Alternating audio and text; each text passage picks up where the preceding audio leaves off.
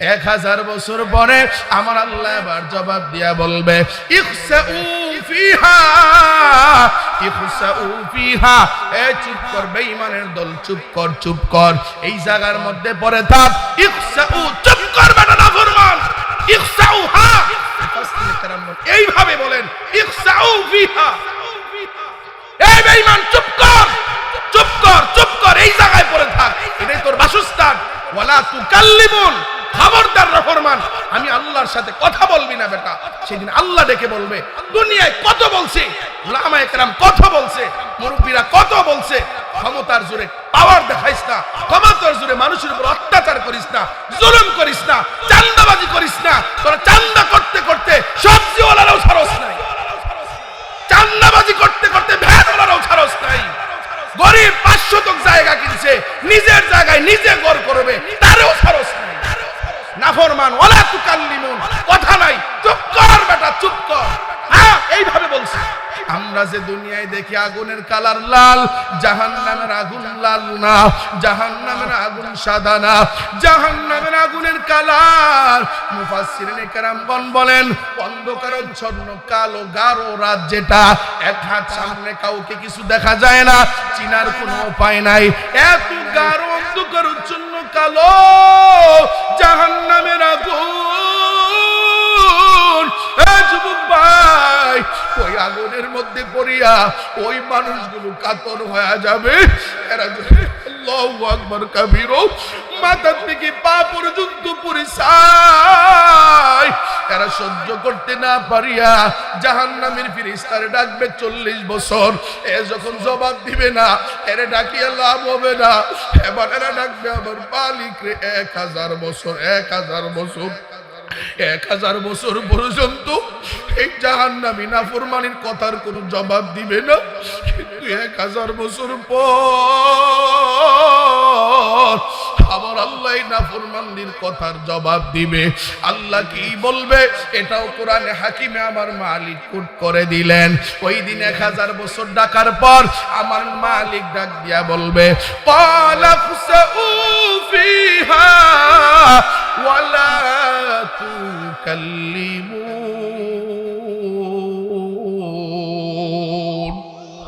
আরো জোরে বলেন আল্লাহু আকবার।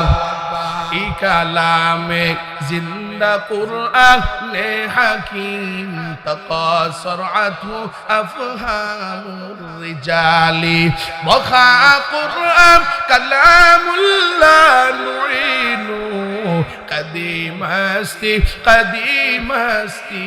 বশদু। ইয়া আইয়ুহান নাস কুলু মিম্মা ফিল আরদি হালালান তাইয়্যিবা। আল্লাহ বলে হে মানুষ সকল, সমস্ত মানুষদেরকে আল্লাহ বলেন ইয়া আইয়ুহান নাস, তোমরা খাও, আমি আল্লাহ তোমাদেরকে যে রিজিক দিছি এগুলো থেকে হালাল যেটা ওটা খাও। বলেন কোনটা খাইতে বলছে, হালাল না হারাম? হালাল। কুলু মিম্মা ফিল আরদি হালালান তাইয়্যিবা, যেটা পবিত্র এটার থেকে খাও, হারাম খাইও না। ওয়ালা তাত্তাবিউ খুতুওয়াতিশ শাইতান, শয়তানের পদরক্ষু তোমরা অনুসরণ করিও না।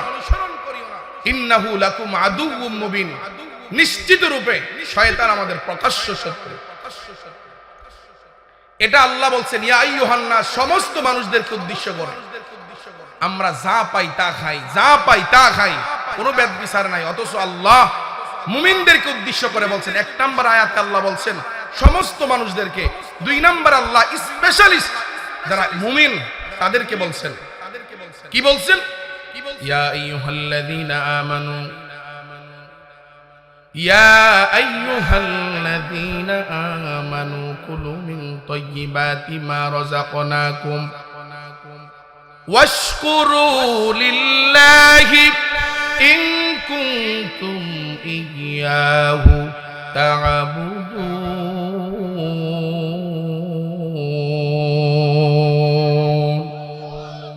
আল্লাহ বলেন ইয়া আইয়ুহাল্লাযীনা আমানু, এই ঈমানদারেরা যারা ঈমান আনছো, যারা ঈমানের দাবিদার ঈমানদার, তোমাদের কি বলছে কুলু মিন তাইয়্যিবাতি মা রাযাকনাকুম, ওয়াশকুরু লিল্লাহি ইন কুনতুম ইয়াহু তা'বুদুন। আল্লাহ বলে যারা ঈমানের দাবিদার ভালো করে শুনে নাও, আমি আল্লাহ তোমাদেরকে যে সম্পদ দিলাম এগুলো থেকে পুত পবিত্র হালাল যে খাবারটা, ওই খাবারটা খাইও। ও বান্দা ওয়াশকুরু লিল্লাহি ইন কুনতুম ইয়াহু তা'বুদুন। হালাল খাইবা, পুত পবিত্র খাবার খাইবা, হারাম খাইবা না। আর মালিকের দরবারে শুকর আদায় করবা। এক নাম্বার আয়াতে আমার রব ডাক দিয়া বলে, ইয়া আইয়ুহান নাস কুলু মিম্মা ফিল আরদি হালালান তাইয়্যিবা। এই সমস্ত মানুষেরা হালাল খাও, হারাম খাও না। দুই নাম্বার আয়াত, ইয়া আইয়ুহাল্লাযীনা আমানু, এই ইমানদারের দল, কুলু মিন তাইয়্যিবাতি মা রাযাকনাকুম, হালাল খাও, পুত পবিত্র খানা খাও। তিন নাম্বার আয়াতে আমার আল্লাহ তাআলা ডেকে বলেন, ইয়া আইয়ুহার রাসূলু কুলু মিনাত তাইয়্যিবাতি ওয়া আমালু সালিহা ইন্নী বিমা তা'মালুনা আলীম।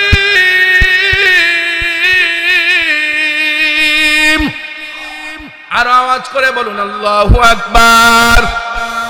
আল্লাহ প্রথমে বললেন সমস্ত মানুষদেরকে, একটু দিলের কান লাগায় শুনো মুমিন। দুই নম্বরে বললেন আল্লাহ ঈমানদারদেরকে। তিন নম্বরে আমার মালিক ডাক দিয়া বলে, ইয়া আইয়ুহার রাসূলু কুলু মিনাত তাইয়্যিবাতি ওয়া আমালু সালিহা। ও আমার পয়গম্বর নবী রাসূলগণ, সুবহানাল্লাহ বলেন। আল্লাহ রাসূলদেরকে উদ্দেশ্য করে স্পেশালিস্ট বলতেছে, প্রথমে মানুষ এই হালাল খায়ও।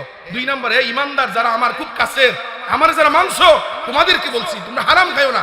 আল্লাহ আবার নবীদেরকে বলছেন, এই আইয়ুহার রাসূল, ও আমার রাসূলেরা, খবরদার, কুলু মিনাত তাইয়্যিবাতি ওয়া আমালুস সালিহা, হালাল খাইবা, পবিত্র খানা থেকে খানা খাইবা, ওয়া আমালুস সালিহা, নেক আমল করবা, আমলে সালিহা করবা। যদি মুফাসসিরিনে কেরামগণ বলেন, আয়াতের ব্যাখ্যায় মুফাসসিরিনে কেরামগণ তাফসীর করেন যে কেউ যদি হারাম খাইয়া নামাজ আর রোজা করে, হাজার বন্দেগী করে, তার বিন্দু পরিমাণ ইবাদত বন্দেগী আল্লাহর আদালতে চারানা পয়সার কোনো দাম নাই।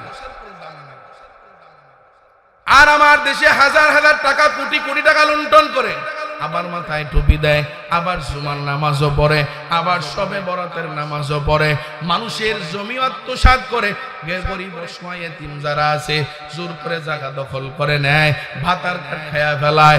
ওই এতিম অসহায় দরিদ্রের নামে বাথরুম আইছে, বাথরুম, ওই বাথরুম পর্যন্ত খায়া ফেলায়। গরিবের নামে একটা ঘরের নামে টিন আসছে, টিন, ওই টিন খায়া ফেলায়। আবার মাথার মধ্যে টুপি দিয়া জুমার মসজিদে প্রথম লাইনে দাঁড়ায়া যায়। প্রথম লাইনে কেন? তুমি ইমামের সামনে দাঁড়াইতে পারো। মালিকের কসম করে বলি, আল্লাহু আকবার কাবীরা, আল্লাহর কোরআন যদি সত্য হয়, রাসূলের কথা হাদিস যদি সত্য হয়, এই কথাও সত্য। তুমি হারাম খাইয়া ইমামতির মুসল্লায় যদি ইমামতি করো, তোমার ইমামতি বিশুদ্ধ হবে না, হালাল হবে না। ইমামের সামনের কাতারে দাঁড়াইয়া যদি তুমি নামাজ আদায় করো, তোমার নামাজ আল্লাহর আদালতে কবুল হবে না। হারাম খাইয়া যদি রমজানুল মুবারকে কোটি কোটি টাকা তুমি যাকাত দাও, যাকাত কবুল হবে না। হারামের টাকা দিয়া মসজিদ বানাইলে এই মসজিদ হবে ঠিকই, বান্দা তোমার বিন্দু পরিমাণ কোনো সওয়াব হবে না। হারামের টাকা দিয়া বান্দা ওয়াজ মাহফিল করলে ওয়াজ মাহফিল হবে ঠিকই, তোমার বিন্দু পরিমাণ উপকার হবে না। হারামের টাকা খরচ করিয়া রাস্তা কালবাট বানাইলে রাস্তা কালবাট হবে ঠিকই, কিন্তু তোমার বিন্দু পরিমাণ সওয়াব হবে না। হারামের টাকা দিয়া বান্দা তুমি যাকাত দিলে, যাকাতের কাপড় দিলে, লুঙ্গি দিলে দেওয়া হবে ঠিকই, মানুষ পড়বে ঠিকই, উপকার হবে ঠিকই, কিন্তু এর দ্বারা তোমার বিন্দু পরিমাণ কোনো উপকার হবে না। হারাম খাইয়া যদি ছেলে মেয়ে সন্তান বিবি বাল বাচ্চারে লালনার পালন করো, এরাদেরকে লালনার পালন করতে পারবা, মালিকের কসম করে বলে ফেললাম, আমার ওই সন্তানদের লালন পালন করার কারণে হালাল দিয়া যেই পরিমাণ সওয়াব হতো, তোমার বিন্দু পরিমাণ সওয়াব সওয়াব হবে না হারাম কামাই দিয়া চালানোর কারণে। শুধু তাই না, কিয়ামতের ময়দানে এই হারামের জবাব তোমার ছেলে দিবে না, তোমার মেয়ে দিবে না, তোমার বিবি দিবে না, তোমার বন্ধু বান্ধব দিবে না, মসজিদ কমিটি দিবে না, মাহফিল কমিটি দিবে না। এই হারামের জবাব বান্দা তুমি একা একা দিয়া আল্লাহর আদালতে দাঁড়াইতে হবে। কি হবে উপায়? কি হবে উপায়? একবার বান্দা ভাবিয়া দেখো। আরে মুসলমান ভাই, আল্লাহ বলে আহাল্লাল্লাহুল বাইআ ওয়া হাররামার রিবা। আল্লাহ বলে আমি সুদকে হারাম করলাম আর ব্যবসাকে হালাল করলাম। আর আমার দেশের বান্দারা ডাক দিয়া কয়, ভাইজান আমি তো সুদ খাই না, আমি তো ব্যবসা করি, আমি ইন্টারেস্ট খাই, আমি ব্যবসা করি, আমি ইন্টারেস্ট খাই। টাকা আমার না, আমার মাইয়ার জামাই, টাকা আমার না, আরেকজনে আমার কাছে দিয়া রাখছে। নাই নাই নাই, গরিব বিপদে পড়িয়া টাকা ধার নেওয়ার জন্য ধনী ব্যক্তির কাছে গেছে, ডাক দিয়া কয়, ভাই 10টা টাকা ঘরে নাই, তবে হ্যাঁ তুমি যদি চাও একটা টাকা আছে আমার মাইয়ার জামাই অমুকের, তবে সে বলিয়া গেছে যদি নিতে পারো, যদি কিছু লাগাইয়া দাও। আছে না নাই? হালাল হারাম না মানিয়া কত টাকা করছো কামাই, এত টাকা রাখবা কোথায়? কাফনের তো পকেট নাই। ঠিক না বলো? হালাল হারাম না মানিয়া কত টাকা করছো কামাই, এত টাকা রাখবা কোথায়? কাফনের তো পকেট নাই। টাকা পয়সা লইয়া কি কেউ কবরে গেছে? কি জবাব দিবি রে তুই আল্লাহর কাছে? কি জবাব দিবি রে তুই আল্লাহর কাছে? ওরে মানুষ হইছ বেহুশ দুনিয়ার পিছে, ওরে মানুষ হইছ বেহুশ দুনিয়ার পিছে। কি জবাব দিবি রে তুই আল্লাহর কাছে? কি জবাব দিবি রে তুই আল্লাহর কাছে? এরে মুসলমান ভাইয়েরা আমার, এই যে গতকাল রাতের বেলা গেল লাইলাতুন নিসফি মিন শাবান, মানে আমাদের পরিচিত এক শব্দ শবে বরাত। গেছে না গেছে না? গত 15 দিন আগে, এই শবে বরাতের 15 দিন আগে একটা রজনী গেছে, যে রজনীর নাম হলো শবে মেরাজ। গেছেনি? আপনাদের এলাকায় আইছে না মনে হয়? আসছিল শবে মেরাজ। এই শবে মেরাজের রজনীতে আমার আল্লাহ তার হাবিব প্রিয় নবী মুহাম্মদুর রাসূলুল্লাহ সাল্লাল্লাহু আলাইহি ওয়াসাল্লামকে ওই বাইতুল্লাহ থেকে নিয়া বাইতুল মাকদিস থেকে নিয়া এরপরে প্রথম আসমান, দ্বিতীয় আসমান, তৃতীয় আসমান, চতুর্থ, পঞ্চম, ষষ্ঠ, সপ্তম আসমান ভেদ করে বাইতুল মামুর থেকে 70,000 বছরের দূরত্ব সিদরাতুল মুনতাহা, ওই সিদরাতুল মুনতাহা ভেদ করে খালেক মালুক মাখলুকের বর্ডার এলাকা এরিয়া ভেদ করে আমার আল্লাহ আমার হাবিব প্রিয় নবী মুহাম্মদুর রাসূলুল্লাহ সাল্লাল্লাহু আলাইহি ওয়াসাল্লাম আল্লাহর আরশুল মুআল্লা পর্যন্ত গেলেন। আমার মালিকের সাথে সাক্ষাৎ করে আবার রাতের বেলায় দুনিয়ার জমিনে ফিরাইয়া দিলেন। এই রাতের বেলা আমার আল্লাহ তার হাবিব মুহাম্মদুর রাসূলুল্লাহ সাল্লাল্লাহু আলাইহি ওয়াসাল্লামকে জান্নাত দেখাইলেন, জাহান্নাম ভ্রমণ করাইয়া দেখাইলেন। আমার হাবিব নবী মুহাম্মদুর রাসূলুল্লাহ সাল্লাল্লাহু আলাইহি ওয়াসাল্লাম জাহান্নামের বর্ণনা দিতে গিয়া দুনিয়ার জমিনের সাহাবায়ে কিরামদের ডেকে বলেন, ও সাহাবায়ে কিরাম, ওই যে শবে মেরাজের রজনীতে আল্লাহ আমারে জান্নাত ভ্রমণ করাইলেন, জাহান্নাম ভ্রমণ করাইলেন। ওই জাহান্নাম দেখতে গিয়া জিবরাইল আমিনের সাথে আমি একটা জায়গায় গেলাম, যাইয়া দেখলাম একটা রক্তের নদী দেখা যায়, রক্তের নদী দেখা যায়। ও সুদখোর, ও ঘুষখোর, ও বেনামাজি, ও মানুষের ক্ষেত যারা অন্যায় ভাবে লুণ্ঠন করে রাখছো, ও গমসুর, ও ভাদ্রমসুর, ও টিনসুর, ও ভাতাকারের সুর, ভালো করে শুনিয়া নাও। আল্লাহু আকবার। দয়াল নবী ডাক দিয়া কয়, ও সাহাবায়ে কেরাম, আমি যাইয়া দেখলাম একটা রক্তের নদী দেখা যায়, রক্তের নদী দেখা যায়। ওই রক্তের নদীর দিকে তাকায়া তাকায়া আমি নবী দেখলাম একদল মানুষ শুধু সাঁতরায়, একদল মানুষ শুধু সাঁতরায়। সাঁতরাইতে সাঁতরাইতে বিশাল নদীটা যখন পার হইয়া ওই পারের কিনারায় যখন তারা চলে যায়, ওই কিনারায় যখন উঠবে উঠবে ভাব, ওই কিনারায় পারের মধ্যে ধরবে ধরবে ধরবে ধরবে ভাব। কারণ লম্বা সময় তারা নদী রক্তের নদী সাঁতরাইয়া এরা ক্লান্ত হয়ে গেছে, একটু বিশ্রামের জন্য এরা যখন ওই পার ধরবে ধরবে ভাব, নবী ডাক দিয়া কয়, ওই মুহূর্তে ওই পারের মধ্যে দাঁড়ানো একদল আল্লাহর রহমতের ফেরেশতারা হাতের মধ্যে পাথর নামক কঙ্কর নিয়া দাঁড়িয়ে থাকবে। এরা যখন পার ধরবে ধরবে বায়া, এরা সহ্য করতে পারবে না, এরা আর পারের কিনারায় উঠবে না। এই বান্দাগুলো আবার এই ক্লান্ত শরীর নিয়া আবার ওই পারের মধ্যে চলে যাবে। আবার সাঁতরাইতে সাঁতরাইতে যখন পিছনের পারে চলে যাবে, ওই পারের কিনারায় যাইয়া ওই পারটা ধরবে ধরবে ধরবে ধরবে ভাব। ওই পারের মধ্যে আবার আল্লাহর নিযুক্ত করা একদল ফেরেশতারা দাঁড়াইয়া থাকবে পাথর নিয়া, আবার তাদের মাথার উপরে পাথর মারবে। আবার এরা বাধ্য হইয়া এই পারের মধ্যে উঠতে না পারিয়া আবার অন্য পারের মধ্যে যখন চলে যাবে, ওই পারের মধ্য থেকে আবার পাথর নিক্ষেপ করবে, আবার চলে যাবে অন্য পারের মধ্যে।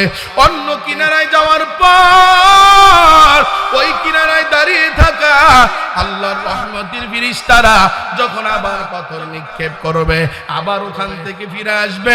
এইভাবে করে করে চতুর্পারের দিকে একবার একবার যাবে, আর তারা কোনো পারের মধ্যে দাঁড়াইতে পারবে না, বিশ্রাম নেওয়ার সুযোগ নাই। রহমাতুল আলামিন ডাক দিয়া কয়, জিবরাইল আমিনকে আমি বললাম, ও ভাই জিবরাইল, ভাই ভালো না, এই মানুষগুলোর এই শাস্তি কেন? কি হয়েছে? কি কারণে এদের এই শাস্তি? এত ক্লান্ত হইয়া এরা পরিশ্রম হইয়া সাঁতরাইতে সাঁতরাইতে ক্লান্ত হইয়া কিনারায় যায়, পারের মধ্যে ধরবে, একটু বিশ্রাম নিবে, কিন্তু তাদেরকে বিশ্রাম নিতে দেওয়া হয় না। জিবরাইল আমিন ডাক দিয়া কয়, ও পয়গম্বর রহমাতুল লিল আলামিন, এই মানুষগুলোকে যখন দুনিয়ার জমিনে পাঠানো হয়েছিল, এই মানুষগুলো দুনিয়ায় যাওয়ার পর তাদেরকে চলার মতো, এদের খাওয়ার মতো, এদের আরামায়েশ করার মতো, এদের অন্ন বস্ত্র বাসস্থানের ব্যবস্থা আমার আল্লাহ করেছিলেন। যথার্থ সম্পদ দেওয়া হয়েছিল, কিন্তু যথার্থ সম্পদ দেওয়ার পরেও এরপরও এদের হয় নাই। এদের ডানে হাত বাড়াইছে, বামে হাত বাড়াইছে, এরা সুদের সাথে লেনদেন করেছে, এরা সুদের টাকা খেয়েছে, এরা সুদের টাকা লাগাইছে, জমি বন্ধকের নামে এরা সুদ খেয়েছে, এরা জমি বন্ধকের নামে, টাকা বন্ধকের নামে এরা সুদ খেয়েছে। আল্লাহু আকবার কাবীরা। আল্লাহর নবী পয়গম্বর রাহমাতুল লিল আলামিন ডাক দিয়ে কয়, ও জিবরাইল, তাদের শাস্তি চলবে কতদিন? জিবরাইল আমিন ডাক দিয়া কয়, ও পয়গম্বর, এদের শাস্তি চলবে হলো কিয়ামত পর্যন্ত। কিয়ামতের ময়দান যখন কায়েম হয়ে যাবে, ওই ময়দানে তাদের ব্যাপারে বিচার হবে। আবার যখন এরা জাহান্নামে চলে যাবে, আবার এদের জাহান্নামে যাওয়ার পর, আরে মুসলমান ভাই আমার, আল্লাহু আকবার কাবীরা, গুনাহ থেকে বাঁচার চিন্তা করো, হারাম থেকে বাঁচার চিন্তা করো। বেনামাজি হইয়া যারা মরবা, একটু ভাবিয়া দেখিও যেন বেনামাজি হইয়া আমার মরণ না হয়। গতকালকে একটা শবে বরাতের রজনী গেল, বাংলাদেশে আহলে হাদিস নামক, লা মাযহাবী নামক এই দল ব্যতি রেখে বাংলাদেশের যত গণনার ওলামায়ে কেরাম আছেন, যত দলের ইসলামিক দল আছে, সব দল একার ঐক্যমত হলো লাইলাতুল নিসফি মিন শাবান, মানে শাবানের 15 রজনী, ওই সবে বরাতের রজনী গুরুত্বপূর্ণ এক রজনী। এই রজনী বরকতপূর্ণ রজনী, এই রজনী রহমতপূর্ণ রজনী, যেই রজনীতে আমার আল্লাহ দুনিয়ার প্রথম আসমানে আইসা হাজিরা দেয় এবং বান্দাকে ডাকিয়া বলে, কে ক্ষমা চাইবা? আমি আল্লাহর কাছে ক্ষমা চাও। কার রিজিকের দরকার? আমি আল্লাহর কাছে চাও। কার অভাব আছে? আমি আল্লাহর কাছে চাও। এইভাবে ডাকে। এমন রহমতপূর্ণ বরকতপূর্ণ রজনীতেও একদল বান্দা তার কপালটা মালিকের কুদরতি পায়ে লাগাইতে পারে নাই। এই জাতীয় কিছু নাফরমান বেঈমান এই জমিনের মধ্যে আছে না নাই? যুবক ভাই, ও বৃদ্ধ বাবারা, আজান হয়ে যায়, নামাজে একদল মুরব্বীরা যায়, তুমি নতুন করে চা স্টলে নতুন করে চায়ের অর্ডার দাও। ও যুবক ভাই, তোমার সাথে কত যুবক মসজিদে যায়, কিন্তু তোমার দিলেও একবারের জন্য ধাক্কা লাগে না। আমার সাথে যুবকটা মসজিদে যায়, কিন্তু আমি আমার মালিকের ডাকে একবারও মসজিদে গেলাম না। আবু হুরায়রা থেকে হাদিস বর্ণনা, মানুষগুলো গুনাহের কারণে ওই ময়দানে মুহাশরে মানুষ যখন আল্লাহর আদালতে হিসাব না দিতে পারে, এরা যখন জাহান্নামী হয়ে যাবে, এই মানুষগুলো জাহান্নামে যাওয়ার পর, লম্বা সময় জাহান্নামে থাকার পর, এই মানুষগুলো আর জাহান্নামের আগুন সহ্য করতে পারবে না। সহ্য করতে না পারিয়া আল্লাহু আকবার কাবীরা, এই মানুষগুলো ওই জাহান্নামের ফেরেশতাদের মধ্যে একজন ফেরেশতা থাকবে, যিনি প্রধান ফেরেশতা, তার নাম হলো মালিক ফেরেশতা। ওই মালিক ফেরেশতারা ডাকবে, ও মালিক ফেরেশতা, আপনি শুধু আমাদের পক্ষ থেকে আল্লাহর একটু বলেন না, আল্লাহ যেন আমাদের জাহান্নামের আগুনটা একদিনের জন্য বন্ধ করে, আল্লাহ যেন দৈনন্দিন 1 ঘন্টা করে আমাদের ছুটি দেয়। জাহান্নামী মানুষগুলো সেদিন জাহান্নামী ফেরেশতা মালিককে ডাক দিয়া বলবে, ও মালিক ফেরেশতা, আল্লাহর একটু বলেন না, আল্লাহ যেন সপ্তাহে 1 দিন ছুটি দেয়। আপনি একটু আল্লাহরে বলেন না, না হয় আল্লাহ যেন মাসে 1 দিন ছুটি দেয়। আল্লাহ যেন এমন আগুন দিছে সহ্য করতে পারি না। আপনি একটু আল্লাহরে বলেন না, আল্লাহ যেন বছরে 1 দিন ছুটি দেয়। এইভাবে মালিক ফেরেশতারে ডাকবে, 1 দিন নয়, 2 দিন নয়, 3 দিন নয়, 4 দিন নয়। মুহাদ্দিসিনে কেরামগণ বলেন, ওই জাহান্নামের ফেরেশতা মালিক ফেরেশতারে ডাকবে এরা 40 বছর। 40 বছর, আরে মুসলমান, 40 বছর ডাকার পর এবার মালিক ফেরেশতা কি বলবে, এই কথাটাও আমার আল্লাহ কোরআনে কোট করে দিলেন। ওই দিন মালিক ফেরেশতা ডেকে বলবে, ইন্নাকুম মাকিসুন, ইন্নাকুম মাকিসুন, ইন্নাকুম মাকিসুন। এই জায়গাটাই হলো তোদের জন্য বাসস্থান, এই জায়গার মধ্যে থাক। আমি মালিক ফেরেশতারে ডাকিয়া কোনো লাভ নাই।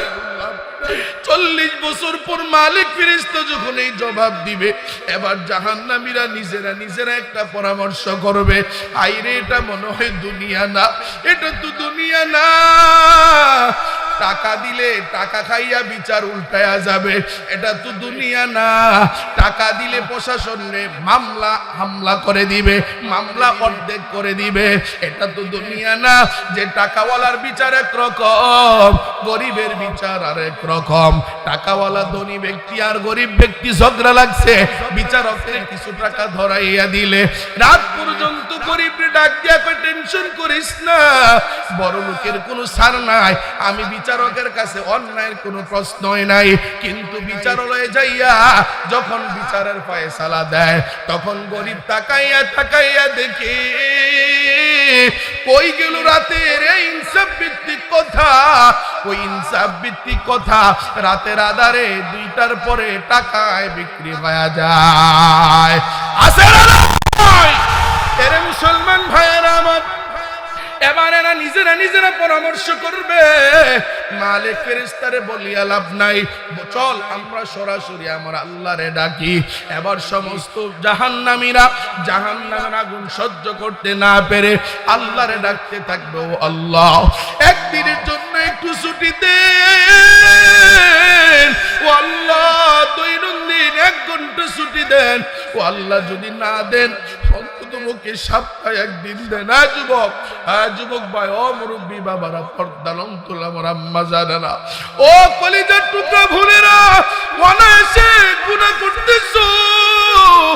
কত রমজান যায় রোজা রাখো না, কত নামাজ যায় আজান হয় তোমার কোনো খবর নাই, লেপের তলে কম্বলের তলে কত গুনাহ করো, কত উলামা ইকরামদের গালি দাও। একবারও কি ভাবছো, মনে করেছো মসজিদের ইমাম জাহান্নামের কথা কয়, এই জাহান্নামের ছাতা মাথা এটা আবার কি? দুনিয়ায় ভাইয়ের টাকায় বাহাদুর দেখাও, বাবার টাকায় বাহাদুরি দেখাও, দুলাভাইয়ের টাকায় বাহাদুরি দেখাও, নেতার গরম দেখাও, নেতার পাওয়ার দেখাও। জানেন না আমার কত পাহাড় ইমাম সাহেব, আমার কত পাওয়ার, আমার এক একটা ফোনে দেবিদ্বার পর্যন্ত কাঁপে, আমার এক একটা ফোনে ইউনিয়ন পর্যন্ত কাঁপে।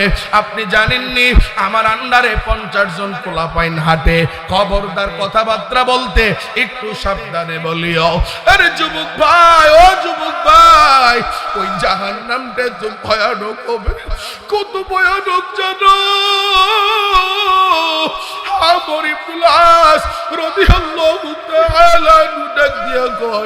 আল্লাহ যখন তার নাফরমান বান্দাদের শাস্তি দেওয়ার জন্য আল্লাহ যখন জাহান্নাম বানাইছেন, জাহান্নাম বানাবার পর আমার আল্লাহ ডাক দিয়ে কই, ও ফেরেশতারা এই জাহান্নামের আগুনকে তোমরা তাপ দিতে থাকো, তাপ দিতে থাকো। এবার জাহান্নামের আগুনকে উত্তপ্ত করার জন্য, গরম করার জন্য, শাস্তিযোগ্য করার জন্য জাহান্নামের ফেরেশতারা যখন জাহান্নামকে তাপ দেয়, তাপ দিতে দিতে দিতে দিতে দিতে দিতে 1000 বছর তাপ দেওয়ার পর এবার আল্লাহর ডাক দিয়ে কয়, আল্লাহ জাহান্নামের আগুনকে তাপ দিছি কয়দিন? কয় 1000। আল্লাহ ডাক দিয়ে কয়, কালার কি হয়েছে? কয় জাহান্নামের কালার লাল হয়ে গেছে। আল্লাহ কয়, হবে না, হবে না, দুনিয়ায় এত কিছু দেওয়ার পর আমি আল্লাহ ফ্রি অক্সিজেন দিলাম, আমি আল্লাহ খাওয়ার শক্তি দিলাম, আমি আল্লাহ কথা বলার শক্তি দিলাম, আমি আল্লাহ কান্দার শ্রবণ করার শক্তি দিলাম, আমি আল্লাহ তার সামনে কত হাজার হাজার যুবক সরায়া নিলাম, দুনিয়ার থেকে বিদায় করে দিলাম, কত মুরব্বী তার সামনে লাশ হয়ে গেল, কাফনের কফিন হয়ে গেল, কত যুবক তার সামনে বন্ধুরে মাটি দিল। এরপরেও যারা শিক্ষা নিবে না তার জন্য, ওই নাফরমান বেঈমানের জন্য এই আগুনে হবে না, আবার জাল দাও, আবার জাল দাও, আবার উত্তপ্ত করো। উত্তপ্ত করতে করতে আবার 1000 বছর যখন আগুন জ্বালাবে, এবার আল্লাহকে ডাক দিয়ে বলবে, মালিক জাহান্নামের আগুনকে আবার 1000 বছর তাপ দিলাম। আল্লাহ ডাক দিয়া বলবেন, আল্লাহ বলছে, ও জাহান্নামের দল, এবার বলো না জাহান্নামের আগুনের কালার কি হয়েছে? আরে মুসলমান, এটা আমার বাবার বানানো গল্প না, আমার দাদার বানানো গল্প না, আমার পীরের কোনো বানানো গল্প না, এটা সহিহ হাদিসের কথা। বুখারীর বর্ণনায় আমর ইবনুল আস রাদিয়াল্লাহু তাআলা আনহু ডেকে বলেন, এবার 2000 বছর জাল দেওয়ার পরে জাহান্নামের আগুনটা সাদা হয়ে যাবে, সাদা হয়ে যাবে। আল্লাহ ডেকে বলবে, হবে না, হবে না, আরো জাল দাও, আরো উত্তপ্ত করো। আরো উত্তপ্ত যখন করবে আরো 1000 বছর, এবার জাহান্নামের আগুন কালো রঙে আকার ধারণ করবে। আমরা যে দুনিয়ায় দেখি আগুনের কালার লাল, জাহান্নামের আগুন লাল না, জাহান্নামের আগুন সাদা না, জাহান্নামের আগুনের কালার মুফাসসিরিনে কেরামগণ বলেন অন্ধকারাচ্ছন্ন কালো গাঢ় রাত, যেটা এক হাত সামনে কাউকে কিছু দেখা যায় না, চিনার কোনো উপায় নাই, এত গাঢ় অন্ধকারাচ্ছন্ন কালো জাহান্নামের আগুন। যুবক ভাই, ওই আগুনের মধ্যে পড়িয়া ওই মানুষগুলো কাতর হয়ে যাবে, এরা আল্লাহু আকবার কাবীরা। মাথা থেকে পা পর্যন্ত পরিছাই। এরা সহ্য করতে না পারিয়া জাহান্নামের ফেরেশতারে ডাকবে 40 বছর। এ যখন জবাব দিবে না, এরে ডাকিয়া লাভ হবে না। এবার এরা ডাকবে আমার মালিক রে 1000 বছর, 1000 বছর, 1000 বছর পর্যন্ত এই জাহান্নামী নাফরমানির কথার কোনো জবাব দিবে না। কিন্তু 1000 বছর পর আমার আল্লাহ নাফরমানদের কথার জবাব দিবে। আল্লাহ কি বলবে এটাও কোরআনে হাকিমে আমার মালিক কোট করে দিলেন। ওই দিন 1000 বছর ডাকার পর আমার মালিক ডাক দিয়া বলবে ক্বালা ফুসাউ ফিহা ওয়ালা তুকাল্লিমুন।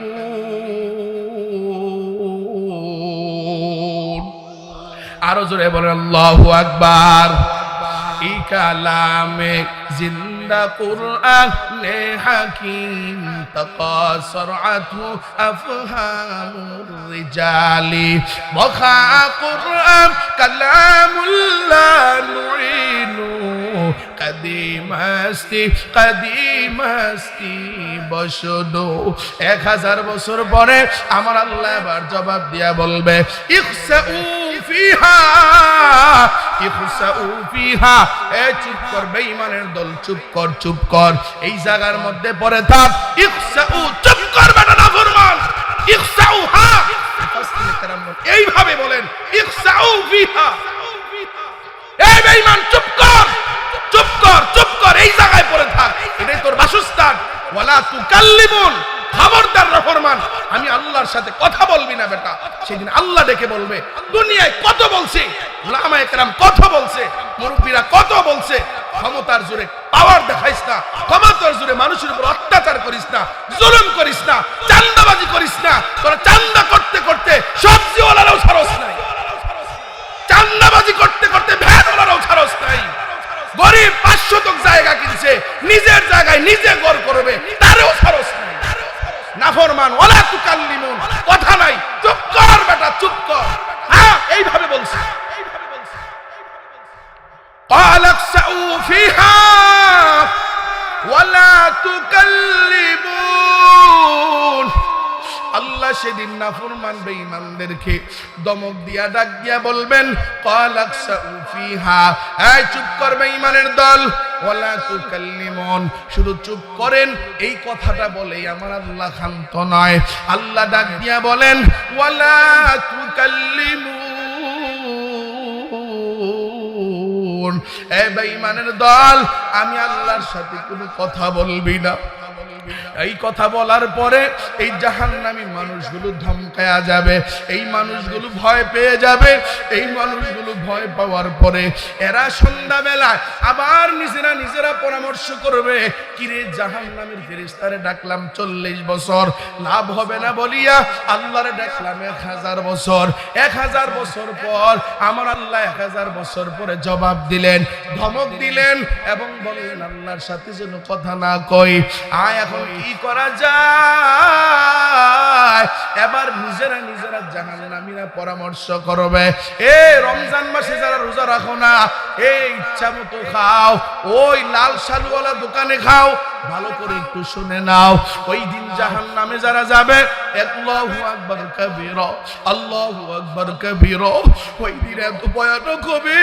এরা বলবে এ আমরা দুনিয়ায় না ইমামদের থেকে শুনলাম, আমরা না খতিব সাহেবদের থেকে শুনতাম, ওয়াইজিনদের থেকে শুনতাম, আমরা না বক্তাদের থেকে শুনতাম যে কোনো কাজে ধৈর্য ধারণ করলে নাকি ফলাফল সুমিষ্ট হয়, ধৈর্যের ফলাফল নাকি ভালো হয়, ধৈর্য ধারণকারীদের সাথে নাকি আমার আল্লাহ তাআলার সঙ্গে হয়। চল আমরা এখন ধৈর্য ধারণ করি। মুফাসসিরিন কেরামগণ বলেন এরা ধৈর্য ধরে এই চিন্তা করিয়া এরা ধৈর্য ধরবে, একদিন নয়, দুদিন নয়, 1 বছর নয়, 2 বছর নয়, নয়, 500 বছর নয়, এরা ধৈর্য ধারণ করবে 1000 বছর পর্যন্ত।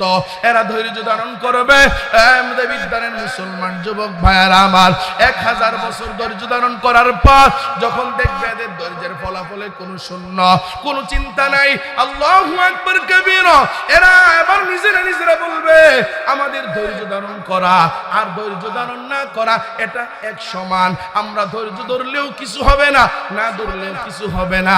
এবার সহ্য করতে না পারিয়া এবার এরা নিজেরা কান্নাকাটি আরম্ভ করে দিবে, কান্না করতে থাকবে, কান্না করবে। কয় বছর? বলে 1000 বছর। আল্লাহ এবার জিবরাইল আমিনকে ডাক দিয়ে বলবে, হ্যাঁ জিবরাইল, এরা কেন কান্না করে? জিবরাইল আমিন ডাক দিয়ে বলবে, ও মালিক, আপনি তো জানেন এরা কেন কান্না করে, আপনি তো ভালো জানেন। এরপরেও বলি, যেহেতু জিজ্ঞাসা করেছেন এরা কান্না করে বৃষ্টির জন্য, বৃষ্টির জন্য, তাই বলে হ্যাঁ ঠিক আছে, অসুবিধা নাই। আসমানের মধ্যে মেঘমালার মতো লাল রঙের কিছু আকার ধারণ করে দে, যেগুলো দেখা ওই জাহান্নামী মানুষগুলি মনে করবে, মনে হয় যেন বৃষ্টি হবে, বৃষ্টি হবে। এরা শান্ত হয়ে যাবে, এরা হাসবে, হাসবে। আল্লাহু আকবার কবীরা। আসমানে লাল কালার আকার ধারণ করা বৃষ্টির মতো যখন এমন বয়া হবে, এবার এটা শান্ত হয়ে যাবে। কিছুক্ষণ পর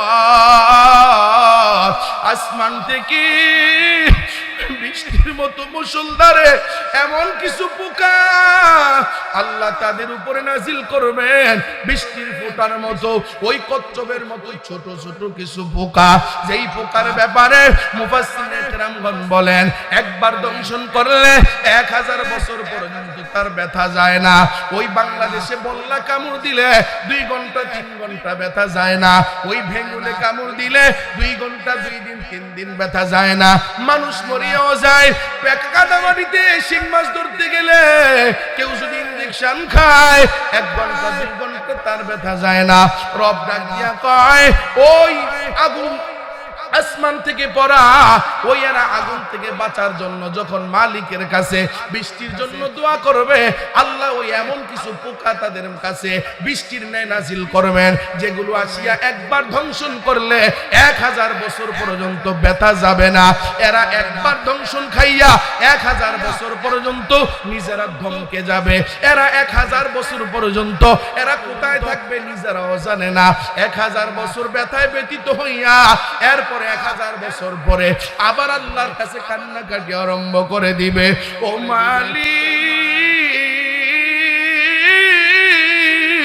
দুনিয়ায় দেখতাম বৃষ্টি আসলে আসমানের আবহাওয়া কালো হয়ে যাইত, আপনি আসমানের আবহাওয়াটা লাল বানায়া দিছিলেন, এরপরও শান্ত হয়ে গেছিলাম, মনে হয় যেন বৃষ্টি দিবেন, কিন্তু বৃষ্টির নামে এমন পোকা দিলেন যেই পোকাগুলো দংশন করার কারণে আমাদের শরীরের যন্ত্রণা এখনো পর্যন্ত যায় না। ও মালিক, আপনার কাছে ক্ষমা চাই, আপনার কাছে ক্ষমা চাই। একবারের জন্য আপনি আসমান থেকে একটু বৃষ্টি নাজিল করেন। আমাদের এলাকায় মাঝে মাঝে এমন হয়, কৃষক ধান লাগাইছে, মেশিন দিয়া পানি ওঠে না, এত উত্তপ্ত রোদ, যেই রোদের কারণে মাটিগুলো ফেটে যায়। হঠাৎ করিয়া যদি বৃষ্টি আসে, কৃষকগুলো ডাক দিয়া কয়, আহ, আল্লাহ মনে হয় রহমত করছে। কথা কয়েন ঠিক কিনা? আমার মালিক এরা আরো 1000 বছর কান্না করার পর আল্লাহ জিবরাইল আমিনকে ডাক দিয়া বলবে, ও জিবরাইল আমিনের কেরা কান্না করে? এবার জিবরাইল ডাক দিয়া বলবে, আল্লাহ আপনি তো ভালো জানেন এরা বৃষ্টির জন্য কান্না করে। আল্লাহু আকবার। এবার আল্লাহ ডাক দিয়া বলবে, ও জিবরাইল আমিন, আসমানটা কি তুমি কালো বানাইয়া দাও? দুনিয়ায় বৃষ্টি আসলে পরে যেমন কালার হয়ে যাইতো ওই কালার বানাইয়া দাও। এবার আসমানটা যখন কালো বানাইয়া দিবে, জাহান্নামী মানুষগুলো এবার নিজেরা শান্ত হয়ে যাবে, বলবে হায় আসমান থেকে মনে হয় বৃষ্টি নাজিল হবে। আল্লাহু আকবার কবীরা।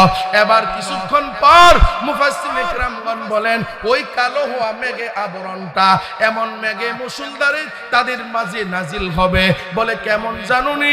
ওই মক্কায় বাইতুল্লাহ জিয়ারত জিয়ারত করতে গিয়া জিন পাহাড়ে যাইয়া উট দেখছিলাম, উট বিশাল লম্বা, তার ঘাটটা অনেক লম্বা। মুফাসসিরিনে কেরামগণ বলেন, মুহাদ্দিসিনে কেরামগণ হাদিসের মধ্যে বলেন, ওই দ্বিতীয়বার যখন আল্লাহ আসমান থেকে বৃষ্টি নাজিল করবে, ওই বৃষ্টিটা হবে এমন উটের ঘাড়ের মতো মোটা মোটা, অজগর সাপ আল্লাহ বৃষ্টির ফোঁটার ন্যায় ওই জাহান্নামী মানুষের উপরে ফলাবেন, যেগুলো একবার দংশন করলে 1000 বছর পর্যন্ত ব্যথা যাবে না। এবার এদেরকে দংশন করবে, এরা 1000 বছর আবার ব্যথায় ব্যতীত থাকবে। যুবক ভাই, ও পর্দার অন্তরালে আমার আম্মা জানেনা, ও বৃদ্ধ বাবাজিরা, ও বৃদ্ধ বাবারা, সামনে রমজান আসতেছে, প্রস্তুতি নাও, গুনাহ ছেড়ে দাও, গুনাহ ছেড়ে দাও, গুনাহ ছেড়ে দাও। জাহান্নামের আগুন সহ্য করা সম্ভব না, জাহান্নামের আগুন সহ্য করা সম্ভব না। ওই কবরে কেমনে থাকবা একটু ভাবিয়ে দেখো। ওই কবর তো কারো আপন নয়। ফাতেমা ইন্তেকালের পর আবু যর গফারি কবরে ডাক দিয়া কয়, কবর তোমার কবরে আজকে কারে রাখা হবে জানোনি? ফাতেমারে রাখা হবে জান্নাতের সরদারনি। হে কবর, আজকে হাসান আর হুসাইন আম্মা জান্নে রাখা হবে, আলীর স্ত্রী রাখা হবে। আল্লাহর কুদরতি ভাবে কবরের জবান খুলে যায়। কবর ডাক দিয়া কয়, আবু যর গফারি, আমি কবরের মাটি রে আল্লাহ এমন ভাবে বানাইছে, আমি ফাতেমারেও চিনি না, আমি আলীরও চিনি না, আমি হাসান হুসাইনরে চিনি না, আমি শুধুমাত্র চিনি হলো আমল। আমি নেক আমল ছাড়া আল্লাহ মানে কোনো কিছুই চিনাই নাই। আমার মধ্যে যারা নেক আমল নিয়ে আসবে আমি তার সাথে ভালো আচরণ করব, আমার মধ্যে যারা খারাপ আমল নিয়ে আসবে, বদ আমল নিয়ে আসবে, আল্লাহু আকবার, আমি তার সাথে খারাপ আচরণ করব। যুবক ভাই, এটা দুনিয়া না। তোমার ভাইয়ের টেলিফোনে তুমি বেঁচে যাইবা, বাবার ক্ষমতার জোরে বেঁচে যাইবা, তোমার দলের পরিচয় তুমি বেঁচে যাইবা, তোমার বড় বড় ভাইয়ের অভিভাবক যারে বলো তার পরিচয় তুমি বেঁচে যাইবা, এলাকার পাওয়ারে বেঁচে যাইবা। আল্লাহর কসম, ওই কবরের মধ্যে দুনিয়ার নেতা আপন হবে না, নেত্রী আপন হবে না, ভাই আপন হবে না। ইয়াউমা ইয়াফিরুল মারউ মিন আখিহি ওয়া উম্মিহি ওয়া আবিহি ওয়া সাহিবাতিহি ওয়া বানিহি। আল্লাহ বলে, হ্যাঁ দুনিয়ার গোলাম, আমি আল্লাহ তাআলা দুনিয়ায় তোরে আমি আল্লাহর গোলামির জন্য পাঠাইলাম। তুমি এখন দলের পাওয়ার দেখাও, এখন তুমি দুনিয়ার টাকার পাহাড় দেখাও, ক্ষমতার জোর দেখাও, অথচ ওই কবরের মধ্যে তোমার আপন ভাই তোমার আপন হবে না, তোমার বোন তোমার আপন হবে না, তোমার মা আপন হবে না, তোমার বাবা আপন হবে না, তোমার স্ত্রীও তোমার আপন হবে না। ওই কবরে শুধুমাত্র কেবলমাত্র আপন হবে একমাত্র আমার আল্লাহ। চিল্লায়া বলেন, ওই কবরে আপন হবে কে? চিন্তা করে দেখো না কবরে কি যাইবা না, চিন্তা করে দেখো না কবরে কি যাইবা না। যেই কবরে আল্লাহ ছাড়া বন্ধু কেহ থাকবে না, যেই কবরে আল্লাহ ছাড়া বন্ধু কেহ থাকবে না। চিন্তা করে দেখো না কবরে কি যাইবা না, চিন্তা করে দেখো না কবরে কি যাইবা না। এ দুনিয়া চারিয়াম কোথায় যাইবা ভাগিয়া, ঠিক কিনা বলেন? এ দুনিয়া চারিয়াম কোথায় যাইবা ভাগিয়া, মরণ তোমায় লইবে গিরি যতই করো বাহানা। চিন্তা করে দেখো না কবরে কি যাইবা না, চিন্তা করে দেখো না কবরে কি যাইবা না। যেই কবরে আল্লাহ ছাড়া বন্ধু কেহ থাকবে না, যেই কবরে আল্লাহ ছাড়া বন্ধু কেহ থাকবে না। চিন্তা করে দেখো না কবরে কি যাইবা না।